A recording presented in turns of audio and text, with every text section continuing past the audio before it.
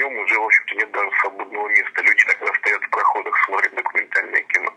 Лично для меня это было еще важно. Фестиваль тем, что я показал, мне предложили организаторы показать свои фильмы по Беслану в специальной программе, посвященной десятилетию трагедии. И вчера в конце полномочный представитель по правам человека Свердловской области, она вот вручила мне приз за создание этих фильмов. Главное, чтобы были люди, главное, что они оценивают все это, они помнят. И, конечно, это очень приятно. Так что я считаю, что в целом вообще фестиваль получился достаточно интересным. Вот.